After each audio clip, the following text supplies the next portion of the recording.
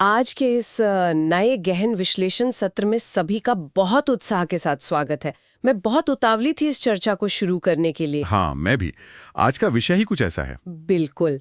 आज हम एक ऐसे बाजार पर बात कर रहे हैं जो मतलब कभी सोता नहीं है। मुंबई और ठाणे का जटिल रियल एस्टेट मार्केट। हम एक ऐसा सेक्टर जहाँ दांव बहुत ऊंचे होते हैं और रिस्क भी। सही कहा। और इसी जटिल मार्केट के बीच हम आज एक खास केस स्टडी पर चर्चा करने वाले हैं। ठाकुर प्रॉपर्टी कंसल्टेंसी यानी टीपीसी का विकास, उनका बिजनेस मॉडल और उनका नेतृत्व। जी, जो लोग व्यापार, रणनीति या निवेश में रुचि रखते हैं उनके लिए ये सत्र बहुत काम का होगा। ये समझना कि एक सफल सर्विस बेस्ड ब्रांड कैसे खड़ा किया जाता है। बिल्कुल। और इस चर्चा के लिए हमने काफी दिलचस्प सामग्री का उपयोग किया है। हमने उनके आधिकारिक brochure, marketing text, social media snippets और उनके जो व्हाट्सएप ब्रॉडकास्ट संदेश हैं उन्हें भी खंगाला है। हाँ, साथ ही संस्थापक की एक बहुत ही विस्तृत प्रोफाइल रिपोर्ट का भी हमने विश्लेषण किया है। तो हमारा मुख्य उद्देश्य क्या है आज? हमारा मिशन आज ये समझना है कि कैसे कोई कंपनी कॉरपोरेट रणनीति और एक पारिवारिक सलाहकार के भरोसे का एक अनूठा मिश्रण तैयार करती है, क्योंकि सुनने में ये दोनों चीजें बहुत अलग लगती हैं। एकदम सही। कॉरपोरेट का मतलब होता है सिस्टम और प्रक्रिया, जबकि पारिवारिक सलाहकार का मतलब है एक व्यक्तिगत जुड़ाव। चलिए इसे थोड़ा विस्तार से समझते हैं। टीपीसी का एक मूल मंत्र है जिसका जिक्र स्रोत सामग्री में बार बार हुआ है, finding always best for you, यानी हमेशा आपके लिए सबसे बेहतर की तलाश। ये सुनने में बहुत अच्छा लगता है, लेकिन इसे जमीन पर उतारना उतना ही मुश्किल है। हाँ, और स्रोत सामग्री में उनका एक स्पष्ट विजन दिखता है, सिंप्लीफाइड रियल एस्टेट, यानी रियल एस्टेट को सरल बनाना। मुंबई और ठाणे जैसे शहरों में प्रॉपर्टी खोजना वाकई एक भूल भुलैया है। बिल्कुल है। और वे इस भूल भुलैया को आसान बनाने के लिए सिर्फ फ्लैट्स ही नहीं बल्कि बंगले, रॉ हाउस और एक बहुत ही दिलचस्प चीज ऑफर करते हैं, 100% वेरीफाइड एनआर प्लॉट्स।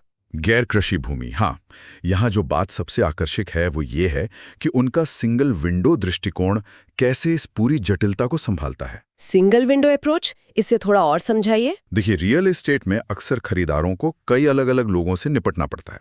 प्रॉपर्टी देखने के लिए ब्रोकर, कागजात चेक करने के लिए वकील, लोन के लिए बैंक एजेंट।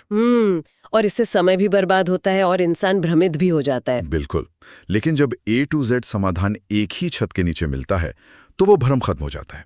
इसी को सिंगल विंडो कहते हैं। और शायद यही वजह है कि वे 3 मजबूत स्तंभों पर इतना जोर देते हैं। मैंने ब्रोशर में पढ़ा था। जी, पहला स्तंभ है पारदर्शिता, मतलब कानूनी दस्तावेजों में बिना किसी भारी भरकम शब्दों के स्पष्ट जानकारी देना, जार्गन फ्री बात करना। हाँ, क्योंकि एक आम इंसान को वो कानूनी भाषा समझ ही नहीं आती। सही कहा। और दूसरा है ईमानदारी।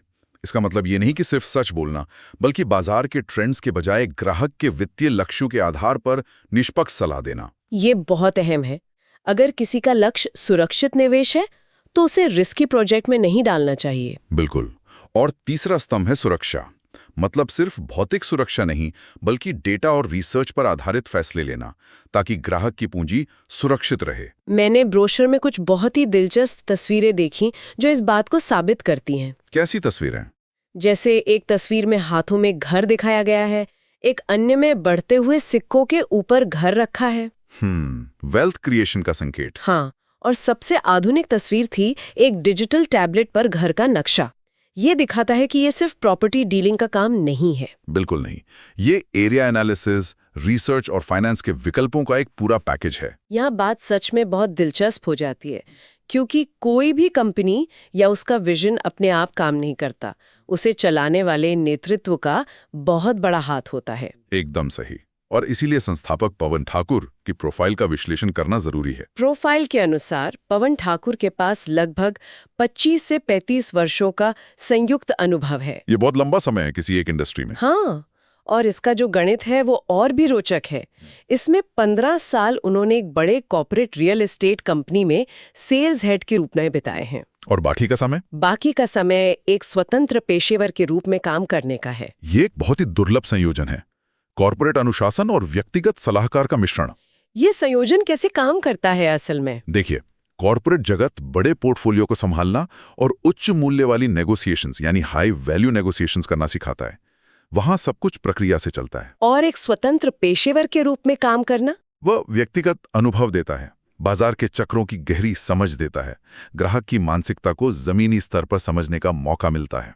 ये सच में एक मजबूत आधार है और श्रोताओं के लिए ये जानना दिलचस्प होगा कि ये सफर सीधे ठाकुर प्रॉपर्टी कंसल्टेंसी के नाम से शुरू नहीं हुआ था। अच्छा, तो शुरुआत कैसे हुई थी? इसका पुराना नाम किंगडम कंसल्टेंसी था। ये कंपनी का एक तरह से इवोल्यूशन है, उनकी विकास की कहानी है। ये बहुत कुछ कहता है उनके सफर के बारे में, अपनी जड़ों से शुरुआत करके एक बड़े ब्रांड तक पहुंचना। हाँ, और उनकी ये कर्मठता या कहें एक्शन ओरिएंटेड व्यक्तित्व उनके काम में भी झलकता है। बिल्कुल। स्रोत सामग्री बताती है कि पवन ठाकुर रियल एस्टेट brothers.com के संस्थापक सदस्य भी हैं। जी, मैंने भी वो पढ़ा और उन्होंने बहुत बड़े नामों के साथ काम किया है। सूर्या ग्रुप, गोयल डेवलपर्स और शेठ डेवलपर जैसे बड़े खिलाड़ियों के साथ उनका जुड़ाव रहा है। सिर्फ जुड़ाव ही नहीं, उन्होंने ठाणे और मुंबई में वसंत नाम से जुड़े 6 बड़े प्रोजेक्ट्स को सफलतापूर्वक संभाला है। वसंत नगरी, वसंत सरिता, वसंत लीला, वसंत गार्डन, वसंत ऑस्कर और वसंत लॉन्स। इतने बड़े पैमाने पर समुदाय निर्माण करना कोई छोटी बात नहीं है। बिल्कुल, हजारों फ्लैट्स और परिवारों को एक सिस्टम में लाना। तो इस सब का असल मतलब क्या है? मतलब ये है कि उनके पास एक बहुत बड़ा अनुभव है जिसे वे आज के समय में लागू कर रहे हैं। हाँ, और आधुनिक तकनीक के साथ उनकी मार्केटिंग रणनीति पर नजर डालना बहुत जरूरी है। उनकी डिजिटल पहुंच काफी मजबूत लगती है। बहुत मजबूत। उनके व्हाट्सएप ब्रॉडकास्ट संदेशों और सोशल मीडिया पोस्ट्स का हमने जो विश्लेषण किया, वो हैरान करने वाला था। उनमें क्या खास था? उनके संदेशों की विषय वस्तु देखिए। एक लाइन थी, 35 years of real estate expertise at your service।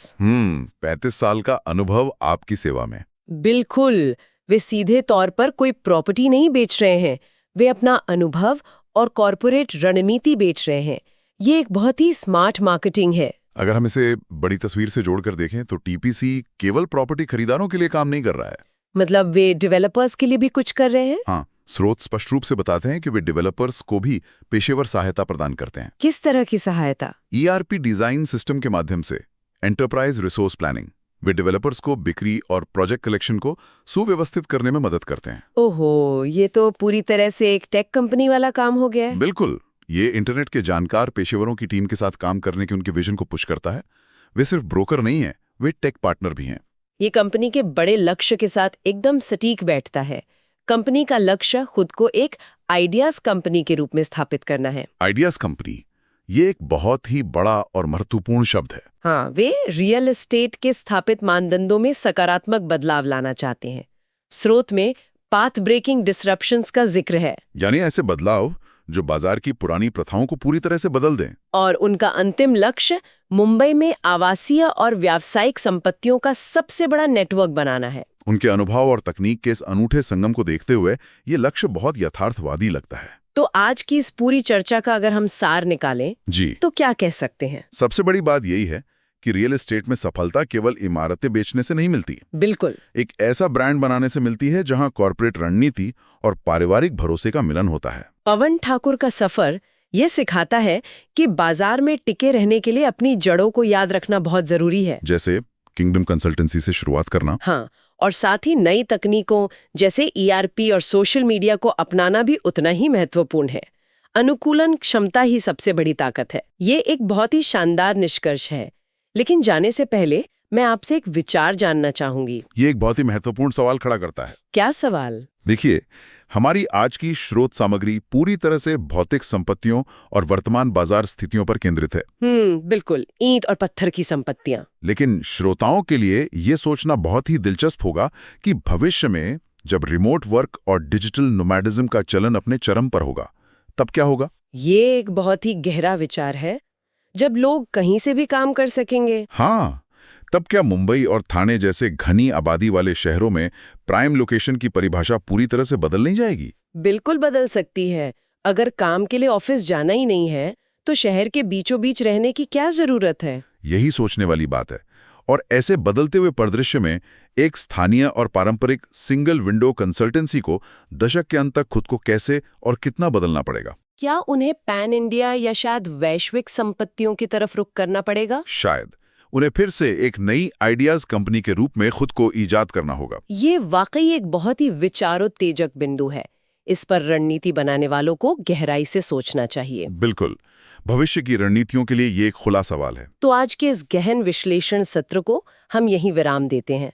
इस पूरी चर्चा से जुड़ने के लिए बहुत बहुत धन्यवाद। धन्यवाद। ये सोचने वाली बात है कि आज जो जानकारी सामने आई है उसका उपयोग ज्ञान को बढ़ाने या भविष्य की रणनीतियों को बेहतर ढंग से समझने के लिए कैसे किया जा सकता है। हम अगले सत्र में एक नए विषय के साथ फिर मिलेंगे।